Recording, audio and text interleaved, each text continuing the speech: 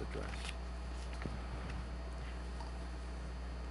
Could you Hi. give us your What's name? that? Your Yes, name, my name is Steve Wild. I live at 355 South Ashland. As Dr. Griffin has rightly pointed out, I do own the Libertyville Club, but I also own 4 other clubs in addition to that, and recently completed a 5-year stint on the park board here in Lake Forest, and had not originally planned to even address this issue, but I was recently made aware of the arrangement between College Park and the school board, and just really felt compelled to at least have a discussion about this. I will say that as a disclaimer, our business overlaps with College Park about 10%. College Park is located on the east side of 294. Our 2 Illinois clubs, Libertyville and Lincolnshire, are on the west side of 294. And the only thing that really sort of crosses the 294 barrier, it's very interesting, it's sort of a psychic boundary.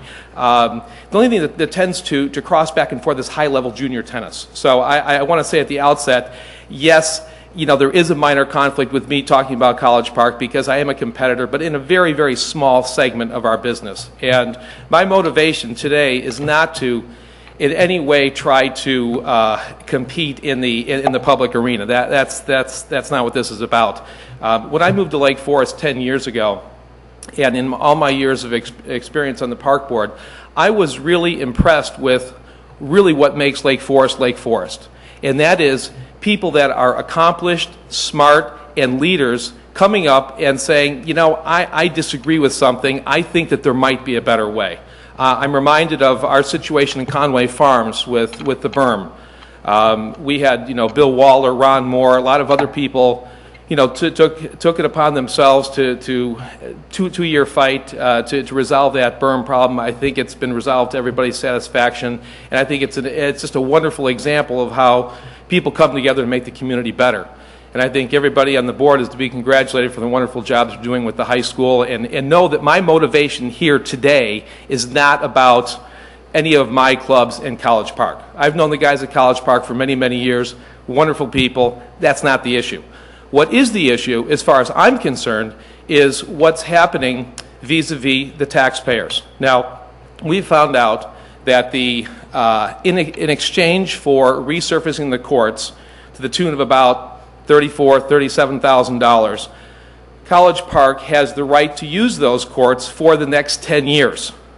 And that represents about $3,700 a year. Now, the market value for those courts is probably anywhere from $40,000 to $50,000 a year. And that's a simple mathematical equation.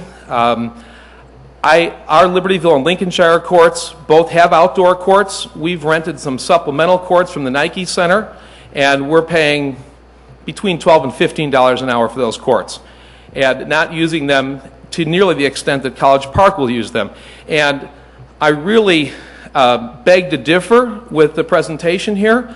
There just aren't that many courts available. My good friend Ray Murphy told me just last week, he said, hey, I wanted to take my wife and daughter over to play. I couldn't. College Park was on the courts. And he couldn't be here tonight because he's got an issue in Lake Bluff, but you may know Ray. Ray was the proprietor of the Lake Bluff Bath and Tennis, which has recently been redeveloped. And as Dr. Griffith rightly points out, we have a deficit of about 22 courts in the school district right now. We've got courts at Lake Bluff, the Bath and Tennis. The East Campus has closed down 2 courts. I think Blair Park in Lake Bluff will probably lose 2 to the paddle, although that could be up for their grabs. And then I think Tangley Oaks is down 2 courts.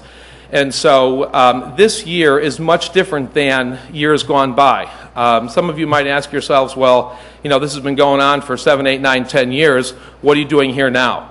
And my response is, the whole time I was on the park board, I didn't really feel that it was my place to speak out on issues where there might be a perceived conflict of interest. And so I know that from my years on the board, any type of appearance of conflict is problematic, or an agenda, or what have you.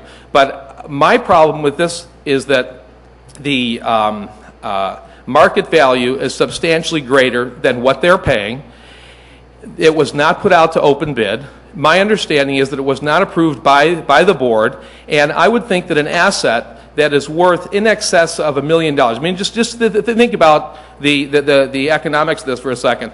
Each tennis court is 7,200 square feet. Multiplied by 7, roughly about 84,000 square feet, 2 acres, call it.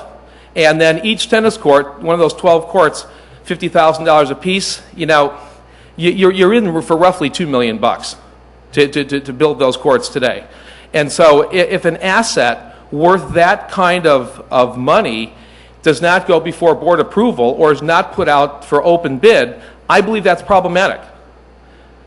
I'll also say that I don't believe, I think a better question to ask ourselves is, should we even be leasing these courts in the first place? Particularly when we have a deficit of 22 courts in the community. I would rather see the courts available for open play, courts available for park programs for both Lake Bluff and Lake Forest. I know that Dan Bruck has told me on any number of occasions that he's tried to use those courts for park programs, has been told that he's persona non grata. And I'm not here to speak for Dan, but as far as I'm concerned, if a guy is a long-term resident of Lake Forest and owns a business in the school district, I would think that he would have priority over a non-resident taxpayer. And the issue that I have is that if we're talking about shopping local first and we're trying to develop this community, if as a board, a public board, you're taking our assets and giving them to a non-resident for-profit commercial facility, I find that problematic. Now, you mentioned the tennis court. Corky Layton's a wonderful guy. Known him for years. But he's also an employee at College Park. And so, again, I'm looking at this as a third party, John Q. Public here. I'm saying doesn't comport well with me. And I think there are obvious problems with this. And I understand that all of you here are donating your time. I'm not here to cause a problem or to create a stink. But at the end of the day, I'm uniquely qualified to be able to comment on something like this because I've been in this business my whole life. I own 5 facilities.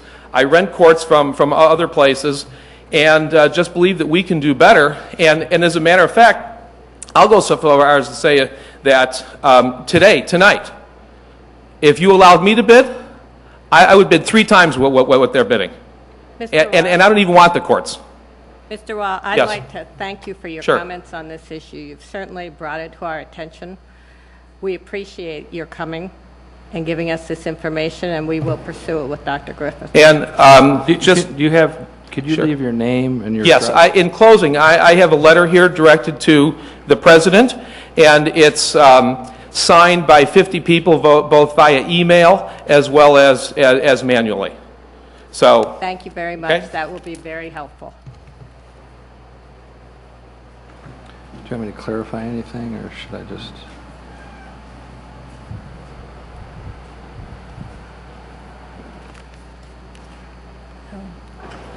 Do you have anything to add, Dr. Griffith? Just in closing, I wanted to thank the board for your time. I realize that you've got a lot more pressing matters, but I do thank you.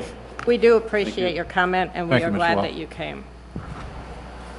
Okay, well, let me say this, board members. I'll contact, I'm sorry, I didn't get your first name again. Steve. Wow. Steve? Wow. Okay, yeah, thank you, Steve. I'll get back to you.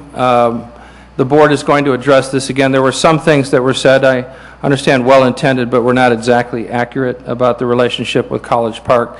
There is no binding agreement with them. It's been an informal handshake for many years. Steve, we're not going to argue it right now. You've made your point. It's not a binding contract. It is an agreement between the athletic director. They've had this has been going on for a long time. I understand that this needs to come before the board. There's no binding contract involved between College Park and the school district. It really would require the school board. So thank you for bringing this to the board's attention. Nobody's on any enemies list on this. This really is about trying to make the courts available to the community and at the same time do what's best for our high school students, which is the high school.